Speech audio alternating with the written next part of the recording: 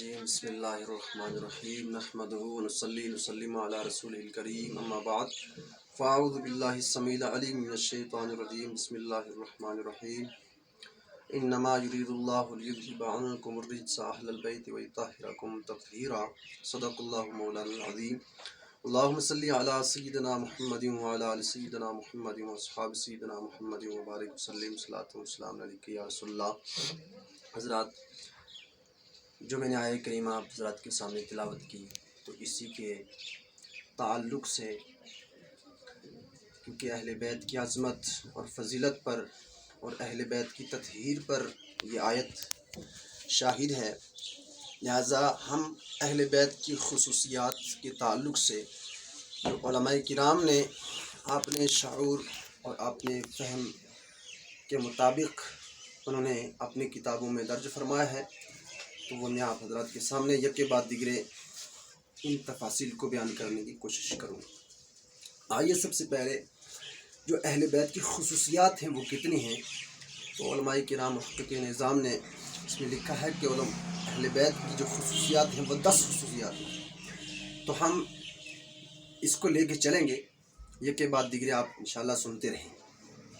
تو خصوصیات جو ہے یہ خصوصیتن کی جمع ہے۔ خصوصیت ایسے ملکے کا نام ہے کہ جو ایک فرد کو اغیار سے ممتاز کر دے، ایک فرد کو اغیار سے ممتاز کر دے تو اس کو خصوصیت کہتے ہیں۔ اب دیکھیے اہل بیت کی کیا کیا خصوصیات ہیں، ان کی شان میں جو ہے اللہ کے نبی نے کتنی واضح علامات اور خصوصیات بیان فرمائی ہیں، وہ سنیں۔ سب سے پہلی خصوصیات یہ ہے کہ آپ اہل بیت اعظام رضوان اللہ تعالیٰ علیہ مجمعین پر زکوٰۃ کا حرام ہونا۔ اب دیکھیے ہم چلتے ہیں کہ زکوٰۃ کا حرام ہونا جو ہے، کیونکہ احکام تو ثابت ہوتے ہیں 4 طریقے سے، تو انہی 4 طریقوں سے ہم دیکھتے ہیں کہ حدیث رسول سے ہمیں یہ بات واضح طور پر ملتی ہے کہ احکام کہ اہل بیت کی جو خصوصیات ہیں وہ مندرجہ ذیل ہیں، میں آپ حضرت کے سامنے بیان کر رہا ہوں۔ پہلی خصوصیت یہ ہے کہ زکوٰۃ کا حرام ہونا، یعنی اہل بیت اعظام کو زکوٰۃ اور صدقہ واجبہ دینا بھی اور ان سے لینا بھی جو ہے، دینا اور لینا حرام ہے، اگرچہ وہ مالک نصاب نہ ہو۔ مسلم شریف میں ایک روایت موجود ہے جس کے راوی حضرت سیدنا عبد المطلب ابن ربیعہ ہے۔ حدیث پاک یوں ہے، عن عبد المطلب ابن ربیعہ قال قال رسول اللہ صلی اللہ تعالی علیہ وسلم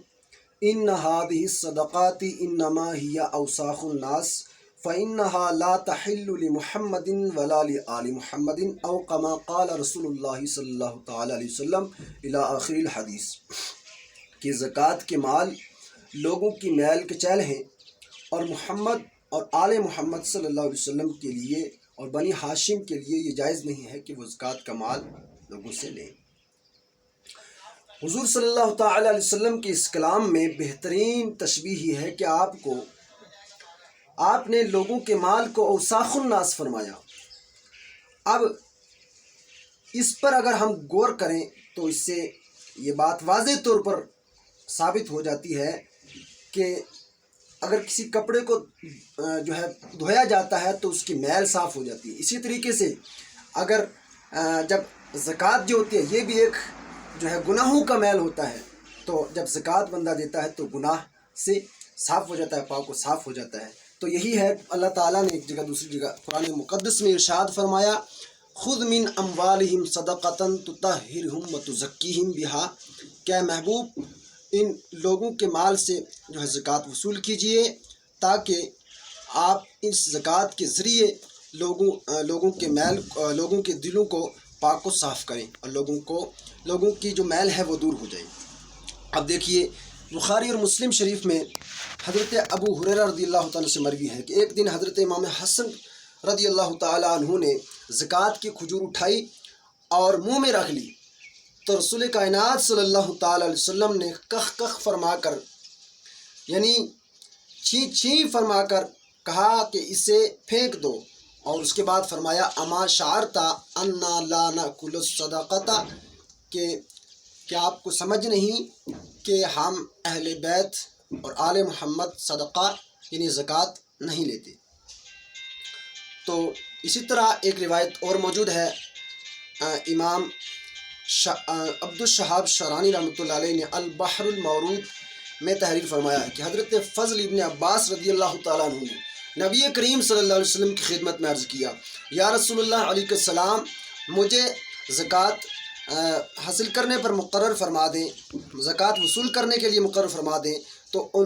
زکوٰۃ وصول کرنے پر مقرر فرما دیں۔ تو اللہ کے رسول رحمت کائنات صلی اللہ علیہ وسلم نے ارشاد فرمایا کہ معاذ اللہ ان استعملک علی غسالۃ ذنوب الناس، کہ اللہ کے بنا کے میں تم کو لوگوں کی میل اور کچیل پر تمہیں مقرر کروں، یعنی میں تمہیں لوگوں کے گناہوں کی دہون پر مقرر کروں۔ تو اس سے بھی ثابت ہوا کہ اہل بیت کی جو خصوصیت ہے، اور پہلی جو خصوصیت ہے وہ زکوٰۃ کا حرام ہونا، لہٰذا اس سے یہی ثابت ہوا کہ بنی ہاشم اور آپ کے آزاد کردہ غلام کو بھی زکوٰۃ دینا جائز نہیں ہے۔ لہٰذا اللہ تعالی ہمیں ان خصوصیات پر عمل کرنے کی توفیق عطا فرمائے۔ جو میں نے کہا اس میں کوئی غلطی ہو اللہ تعالیٰ معاف فرمائے۔ وآخر دعوانا الحمدللہ رب العالمین۔ السلام علیکم ورحمۃ اللہ تعالیٰ وبرکاتہ۔